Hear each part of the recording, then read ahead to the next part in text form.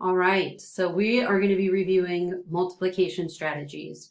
We'll do 3 different numbers just to refresh your memory. So this one is partial products. Let's imagine we have 53 times 8. And we're not quite sure what that is. You can take apart the place values to find those products. So we have 50 and 3, which is 53. And then we have the 8.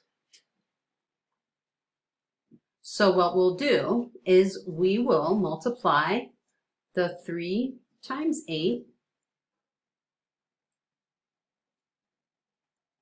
is 24. And we will do the 50 times 8.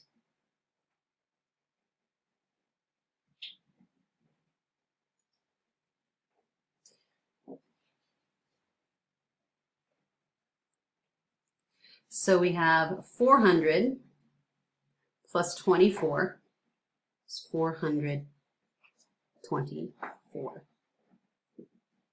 Yeah?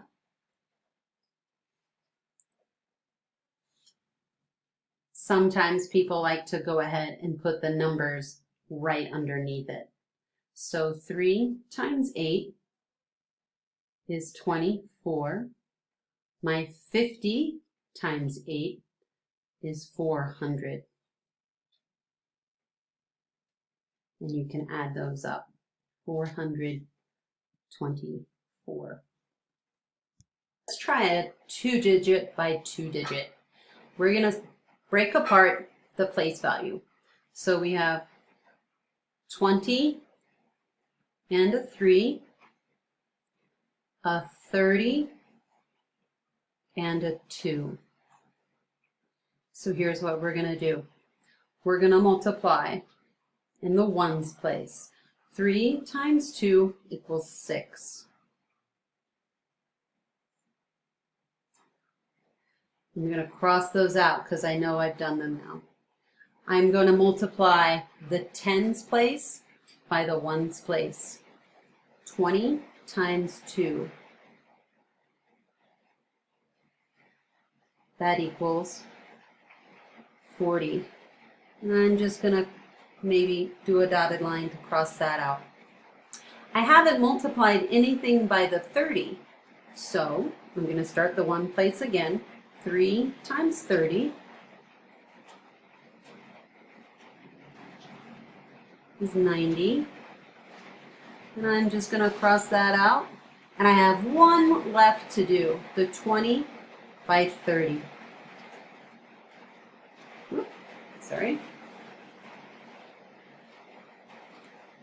20 by 30, which is 600. Now I can add them all up. 6 and then 30, 736. Continuing on, we're going to do a 3-digit by a 1-digit. 324 is actually 300 plus a 20 plus a 4 and 6.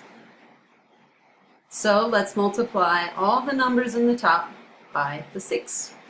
So 4 times 6 is 24. Done. 20 times 6 is 120. If you'll notice, I make sure I put my place values in alignment. I'm done with that one, and now I have to finally finish with 300 times 6.